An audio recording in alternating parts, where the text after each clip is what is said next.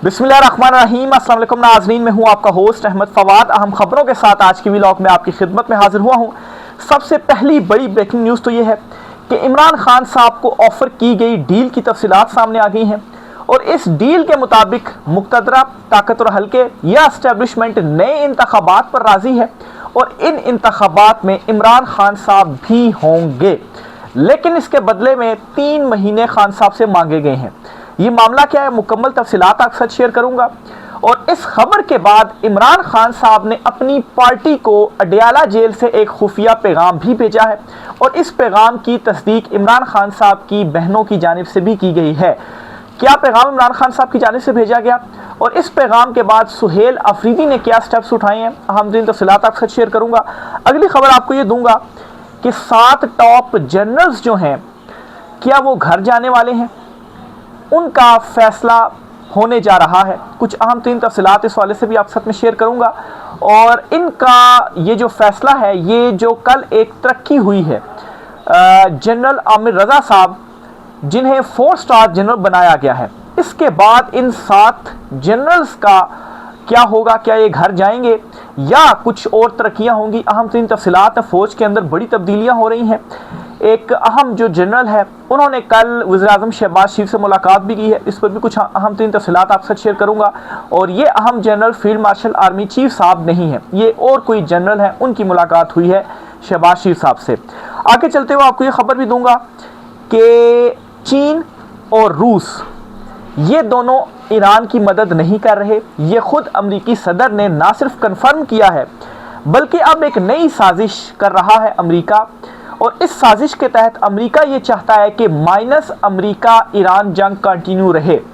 लेकिन माइनस अमरीका ईरान जंग कैसे कंटिन्यू रह सकती है, ये साजिश क्या है और इस साजिश में काफ़ी कामयाबी भी मिल चुकी है अमरीका को और नेतन्याहू को। अहम तीन तफसीलात इस पर भी आज की व्लॉग में आपके साथ में शेयर करूंगा। सबसे पहली खबर आपके साथ में शेयर करता चलूँ जी, और ये खबर है चीन अमरीका और ईरान जंग के हवाले से। एक तो सदर ट्रंप का जो ट्वीट है वो आपके सामने रखता हूँ। इस ट्वीट में ट्रंप ने ये तस्दीक कर दी है कि चीन और रूस ईरान की मदद नहीं कर रहे और ईरान की इन दोनों ममालिक की मदद लिए बगैर ईरान बड़े एक्यूरेट निशाने जो है वो हमारी जो तनसीबात हैं या हमारे जो बेसिस हैं या जो हमारे रेडार्स हैं ना, उन पर दाग रहा है। एक तरह से अमरीकी सदर इस बात की तस्दीक कर रहे हैं कि ईरान हमारी मंजी ठोक रहा है। और जो इल्ज़ामात चीन और रूस के ऊपर लग रहे थे कि आप ईरान की खुफिया मदद कर रहे हैं या आप उनको कोई ऐसी टेक्नोलॉजी फराहम कर रहे हैं कि उस टेक्नोलॉजी का इस्तेमाल करते हुए ईरान बड़े एग्जैक्ट जो निशाने हैं ना वो लगा रहा है, तो इसकी खुद जो तस्दीक है सदर ट्रंप ने कर दी कि चीन और रूस इसमें शामिल नहीं है। यहाँ से फिर आप अंदाज़ा लगाएं कि ईरान ने तने तनहा अमेरिका को घुटने टेकने पर मजबूर किया और सेकंड फेज में भी अमेरिका को शिकस्त का सामना करना पड़ रहा है, क्योंकि ईरान जो तबाही या जो नुकसान पहुंचा रहा है अमेरिका को, इसको कैलकुलेट नहीं किया गया था। और ट्रंप के जो आसाब इस वक्त जवाब दे रहे हैं ना, उसकी भी एक रीज़न ये है कि ट्रंप जब सदर बना था ना, तो उसने इस जंग के हवाले से कोई हिकमत अमली या ये चीज़ें सोच कर वो नहीं आया, तो उसके प्लान्स कुछ और थे। लेकिन जाहिर सी बात है फिर जो आलमी ताकतें हैं या नेतन्याहू है जिसका कंट्रोल है बज़ाहिर, तो उसके जो प्लान्स थे ना वो कुछ और ही थे। तो बहरहाल जी, एक तो ये ट्रंप ने खुद तस्दीक की है। दूसरे नंबर पर ट्रंप और नेतन्याहू अब एक नई साजिश कर रहे हैं और इस साजिश में वो काफ़ी हद तक कामयाब भी हो चुके हैं। और ये साजिश ये है कि माइनस अमेरिका या नेतन्याहू ईरान जंग कंटिन्यू रहे। तो माइनस अमेरिका कैसे जंग कंटिन्यू रह सकती है, और ये चीज़ अब हम देख भी रहे हैं कि काफ़ी हद तक वो कामयाब हो गए हैं। कैसे कामयाब हो गए हैं? सऊदीया ने यमन पर जो होतीज़ हैं उन पर जो हमला है वो किया है, और इसके अलावा पाकिस्तान भी ना चाहते हुए चीज़ों में ड्रैग होता जा रहा है। अब साजिश ये है कि जो खलीजी ममालिक हैं ये सारे ईरान पर और यमन पर चढ़ दौड़े और ये आपस में लड़ें। ये आपस में लड़ते हैं तो अमेरिका क्या होगा, वो पीछे होगा और ये ममालिक आपस में डायरेक्ट हो जाएंगे। पहले फेज़ में भी ये साजिश थी कि ये ममालिक आपस में डायरेक्ट हों या आपस में लड़ें और ये खिता तबाह हो, और फिर उसके बाद जो ग्रेटर के हमारे अज़ाइम हैं वो हमारे लिए आसान हो जाएंगे कि जब ये खिता ही तबाह हो जाएगा तो फिर तो ये सारे ममालिक कमज़ोर हो जाएंगे, तो हमारे लिए और ज़्यादा आसानी होगी, हम बड़ी आसानी से जो कब्ज़ा है वो कर लेंगे और ग्रेटर के जो अज़ाइम हम अपने वो पूरे कर सकते हैं। लेकिन उसमें ये हुआ कि एक तो पाकिस्तान ने जो सालसी का रोल प्ले किया, फिर सऊदीया इससे पीछे रहा, फिर यूएई और कतर जो थे पहले तो वो कूदे, लेकिन फिर उसके बाद उन्हें समझ लगी और वो खुद इस जंग से पीछे हटे। इवन कि यूएई अभी भी इस जंग में उस तरह से शामिल नहीं हो रहा। कुवैत और बहरीन जो हैं ये दो ममालिक हैं जहाँ से मुसलसल ईरान के ऊपर जो अटैक्स हैं ना वो हो रहे हैं, ईरान की तनसीबात को तबाह किया जा रहा है, लेकिन जवाब में ईरान भी जो है वो शदीद हमले कर रहा है और इनको सबक सिखा रहा है कि आप हम पर हमले करते हैं तो फिर ये देखें हमें कमज़ोर समझने की गलती आपने पहले भी की थी और अब भी कर रहे हैं, हम ऐसा नहीं होने देंगे।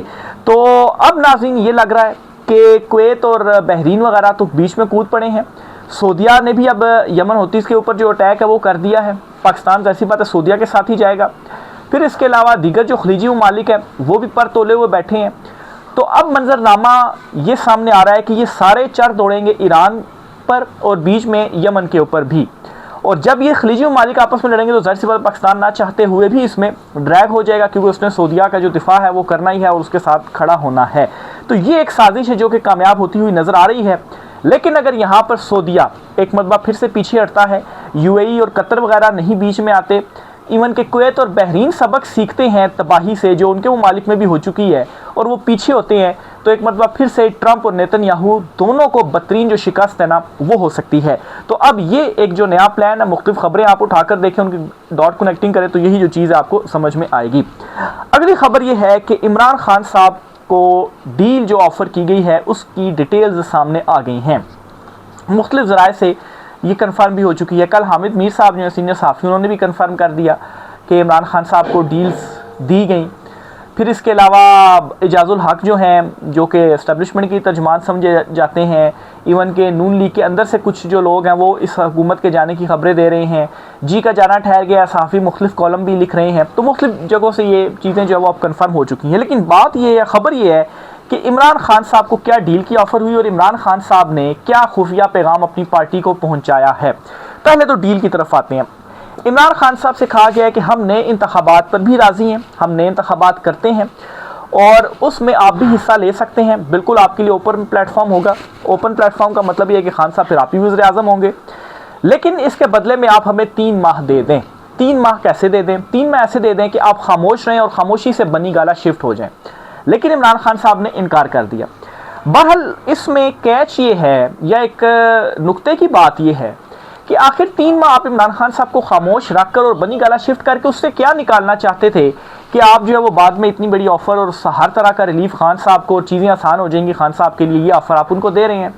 क्योंकि तकरीबन 7-8 महीने तो हो गए हैं इमरान खान साहब को कैद तन्हाई में, तो इमरान खान साहब से कोई मुलाकात हो नहीं रही, कोई पैगाम तो वैसे ही पब्लिक में नहीं आ रहा। तो ये 7-8 महीने एक तरह से इमरान खान साहब की खामोशी ही है ना। इमरान खान साहब की ना किसी ने झलक देखी है, ना पिक्चर सामने आई है, इवन के जो पैगाम भी आया वो खुफिया तौर पर आ रहा है। एक मुलाकात बैरिस्टर सलमान सफदर की हुई थी, उन्होंने भी रिपोर्ट अदालत में ही जमा करवाई और कोई इमरान खान साहब के हवाले से ये कोई बराह रास्त उनकी फैमिली से मुलाकात भी नहीं हो रही। तो खामोशी तो वैसे ही है। तो आप 8 महीनों में कुछ नहीं कर पाए, या इमरान खान साहब को 3 साल होने वाले हैं जेल में आपने रखा, आप कुछ नहीं कर पाए, जो भी ये ऑफ़र दे रहे हैं डील की इमरान खान साहब को, तो 3 महीने आप खान साहब को बनी गाला शिफ्ट करते हैं और वहाँ पर इमरान खान साहब खामोश रहते हैं। तो उससे आप क्या निकाल लेंगे कि भाई क्या आप कोई बयानियाँ बना पाएंगे इमरान खान साहब के अगेंस्ट? वो तो आप अभी भी नहीं बना पाए। सियासी इस्तेकाम ला पाएंगे मुल्क में? वो तो आप अभी भी नहीं ला पाए। क्या आप माशी तौर पर चीज़ों को दुरुस्त कर पाएंगे? वो आप अभी भी नहीं कर पाए। कितनी सपोर्ट थी, खुद अब एस्टेब्लिशमेंट इस हुकूमत से तंग आ गई कि इनको इतनी ज़्यादा सपोर्ट तो किसी को फ्राहम नहीं की कि बिल्कुल इनके लिए तो अपोजिशन भी नहीं थी, अपोजिशन को भी कुचल दिया गया, लेकिन उसके बावजूद इन्होंने कोई जो कारकर्दगी है वो नहीं दिखाई। आलमी सतह के ऊपर क्या आपके लिए हालात ऐसे बन जाएंगे, आलमी सतह पर और चीज़ें गड़बड़ हो रही हैं, इधर उधर से पैसे मांगे जा रहे हैं, कभी सऊदीया से मांगते हैं, कभी अमेरिका से मांगते हैं, कभी IMF से मांगते हैं, कभी चीन से मांगते हैं, कभी किससे। तो ऐसे मांगे तांगे से कब तक जो सिलसिला है वो चलेगा? तो सवाल यह है कि आखिर 3 महीने से आप क्या कुछ ऐसा निकालेंगे? हल सिर्फ यही है कि इमरान खान साहब जो है वो अब इस सिस्टम की ज़रूरत बन गया है, उसे आना ही होगा और उससे आपको जो है वो अपनी शिकस्त कबूल करनी पड़ेगी। तो बहरहाल ये इमरान खान साहब को एक ऑफ़र दी गई। खान साहब का साफ इनकार है। खान साहब ने कहा है जी कि मैंने अपनी बेगुनाही का जो मामला है, जो मुकदमा है, वो मैंने अल्लाह पर छोड़ दिया है और अल्लाह के बाद फिर मैंने अवाम पर छोड़ दिया। ये खान साहब का क्लियर मैसेज है और उनका जानब से एब्सोल्युटली नॉट है इस डील के लिए। दूसरी खबर ये है कि इमरान खान साहब ने एक खुफिया पैगाम भेजा है। इमरान खान साहब की बहन है उस्मा खान साहिबा। उन्होंने इस बात की तस्दीक की है और उन्होंने ये कहा है कि खान साहब का एक खुफिया पैगाम था जो कि हमने पार्टी लीडरशिप तक पहुंचा दिया है। ये एक क्लिप जो है और एक शॉर्ट इंटरव्यू या सहाफ़ी से गुफ्तगू जो है वो उस्मा खान साहबा की मौजूद भी है, आप देख भी सकते हैं उसको। ट्विटर के ऊपर इस वक्त काफ़ी ज़्यादा वायरल भी है, दीगर सोशल मीडिया प्लेटफॉर्म पर भी वायरल है। पैगाम से रिलेटेड तो उन्होंने नहीं बताया कि पैगाम असल में है क्या, लेकिन उन्होंने ये बात कंफर्म की है कि पैगाम हमने पहुंचा दी और साथ साथ उन्होंने ये बताया कि ये पैगाम अभी इमरान खान साहब ने नहीं भेजा। इमरान खान साहब ने ये पैगाम हमें पहले ही दिया था और बहुत पहले दे दिया था, और इसमें इमरान खान साहब ने एक रिस्ट्रिक्शन लगा दी थी कि जब इस तरह के हालात बनेंगे तो मेरा ये पैगाम आपने पार्टी क़यादत को बता देना है।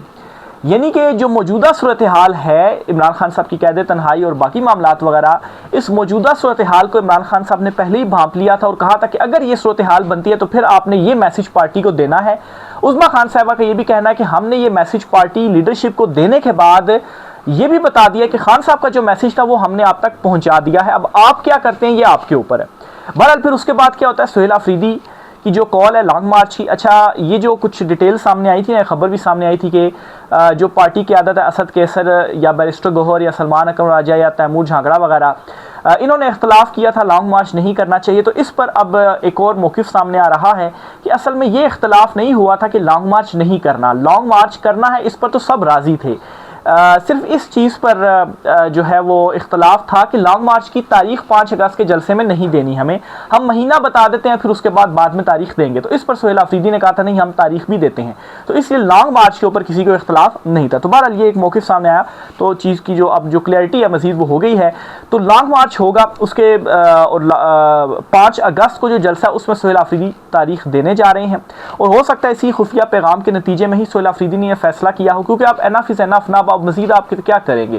सुहेल अफरीदी भी कह चुके हैं कि हमें तो मैंडेट या हमें जो हुकूमत है, लोगों ने वोट इसलिए दिया है कि इमरान खान साहब की हमने रिहाई करवानी है, तो अब हुकूमत जाती है जाए, हमारी मेरी वज़ारत आला जाती है, कुर्सी जाती है जाए, लेकिन अब हम लॉन्ग मार्च करेंगे। तो 5 अगस्त को लॉन्ग मार्च की जो तारीख़ है ना वो आने जा रही है, और वो इसी खुफिया पैगाम के नतीजे में ही गालबन आ रही है। आगे चलते हुए जी 7 जनरल्स का मामला क्या है ये भी आपसे खबर शेयर करता चलूँ जी। खबर कुछ यूँ है कि कल बल्कि पीएम हाउस यानी कि शहबाज शरीफ साहब जो हैं उनसे जनरल आमिर रज़ा साहब जो हैं उनकी मुलाकात हुई है। एक पिक्चर भी उसकी सामने आई, और उस मुलाकात के बाद ही जो ये मंजूरी थी इसकी खबर सामने आई कि उन्हें 4 स्टार जो जनरल है उस पर तरक्की दे दी गई है। बहरहाल उनकी तरक्की के बाद जो 7 जनरल्स हैं उनका क्या होगा। 7 जनरल्स का ऐसे कि जो इस वक्त मौजूदा लिस्ट थी ना, उस लिस्ट में जनरल आमिर साहब जो हैं वो थे 8वें नंबर पर, तो 8वें से उन्हें ये 4 स्टार जो जनरल है वो बनाया गया, यानी कि 7 जनरल सुपरसीड हुए हैं। अब नाज़रीन ये सवाल किया जा रहा है या फ़ौज की एक जो रवायत है उसे डिस्कस किया जा रहा है कि फ़ौज में ये रवायत है कि जब भी कोई नीचे से या जूनियर जो जनरल होता है जब वो तरक्की करके ऊपर आता है तो उससे जो सीनियर जनरल्स होते हैं अगर वो सुपर सीड कर जाएं तो फिर वो जो सीनियर जनरल्स होते हैं वो ख़ुद ही जो रिटायरमेंट है ना वो ले लेते हैं। वो रिटायरमेंट क्यों ले लेते हैं, क्योंकि वो होता है जी कि ज़ाहिर सी बात है एक जूनियर अब सुपर सीड हो गया है तो इसलिए वो रिटायर हो जाते हैं। ये एक रवायत जो है वो समझी जाती है कि फ़ौज के अंदर है। पर अब सवाल ये आ रहा है कि ये 7 जनरल्स क्या ये रिटायर होने वाले, क्या ये घर जाने वाले? इन 7 जनरल्स में एक DGISI जनरल आसिम मलिक साहब जो हैं वो भी हैं। तो अगर ये सब रिटायर होते हैं मिसाल के तौर पर, तो फिर उसके बाद इन ओहदों के ऊपर कौन आएगा, क्योंकि ऑलरेडी काफ़ी ज़्यादा जो तरक्कियाँ हैं वो फ़ौज के अंदर होनी है। और फिर अगर फ़र्ज़ करें कि रवायत है ना, कोई असूल कानून या कोई ऐसा तो नहीं है कि आइन है कि ये चीज़ होनी ही होनी है, रवायत है। बहरहाल अगर ऐसा नहीं होता, क्यों नहीं होता?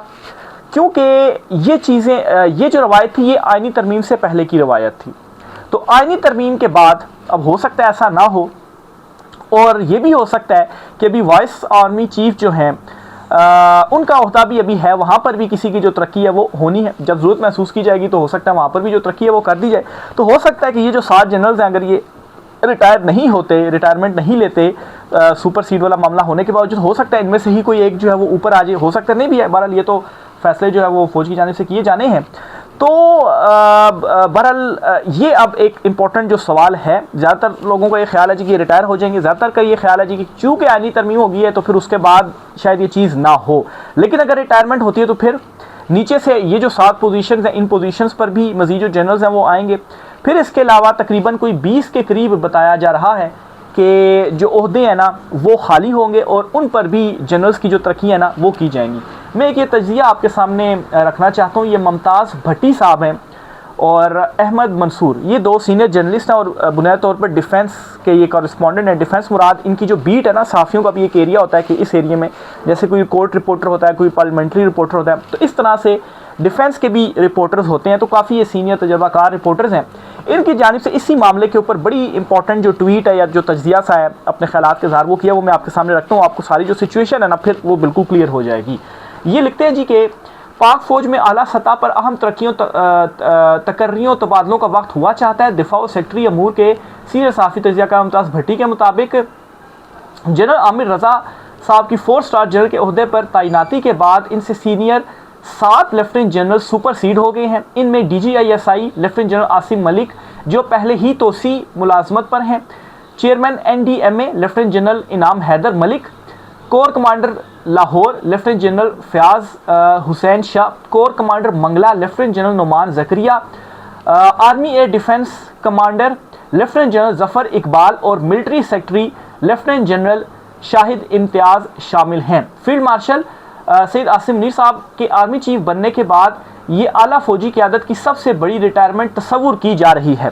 यानी कि उस रवायत को अगर बरकरार रखा जाता है तो इनकी जो रिटायरमेंट है वो तो फिर तस्वुर की जा रही है कि सुपरसीड हो गया तो ये आप रिटायर हो जाएंगे, तस्वुर किया जा रहा है। ताहम जनरल कमर जावेद बाजवा से तरक्की पाने वाली आखिरी खेप में से अब भी 4 लेफ्टिनेंट जनरल बागी हैं, जबकि लेफ्टिनेंट जनरल एमन बिलाल सफदर पहले ही मतलब है कि फारिग हो चुके हैं। अच्छा, अगर आर्मी रूल्स के तहत उम्र की बलाई हद तक और मुद्दत मुलाजमत से मुतल्लिक नए कवानीन लागू ना हुए तो सितंबर और अक्टूबर में मज़ीद रिटायरमेंट्स मुतवक्किल हैं। सितंबर और अक्टूबर में मज़ीद रिटायरमेंट्स होंगी। इसके नतीजे में फील्ड मार्शल सैयद आसिम मुनीर साहब के पास मेजर जनरल से लेफ्टिनेंट जनरल के ओहदे पर तकरीबन 18 से 20 अफसरान को तरक्की देने का मौका मौजूद होगा। और ये सबसे मतलब है कि अगर हिस्ट्री को उठाकर देखा जाए तो सबसे बड़ी जो तब्दीली है ना वो होगी, क्योंकि तारीख में कभी भी इतने बड़े पैमाने के ऊपर जो रिटायरमेंट्स और तकर्रियाँ हैं वो नहीं हुई अगर ऐसा होता है। बहरहाल अब ये फील्ड मार्शल सैयद आसिम मुनीर साहब पर मुनसिर है कि वो तवील अरसे से ज़ेर इल्तवा तमाम तरक्कियों का एक साथ ऐलान करते हैं या हस्बे ज़रूरत मरहलावार प्रमोशंस देते हैं। ये भी देखना होगा कि vice chief of staff army staff के खाली ओहदे पर तकर्री की ज़रूरत महसूस की जाती है या नहीं।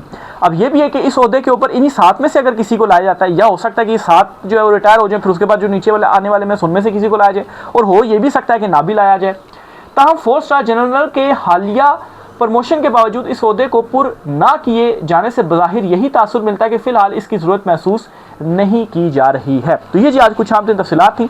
इस वाले से मज़ीद जो भी चीज़ें होती है आपसे शेयर करते रहेंगे, राय का इज़हार कीजिएगा। आज की व्लॉग से इतना ही, इजाज़त दीजिए, अल्लाह हाफ़िज़।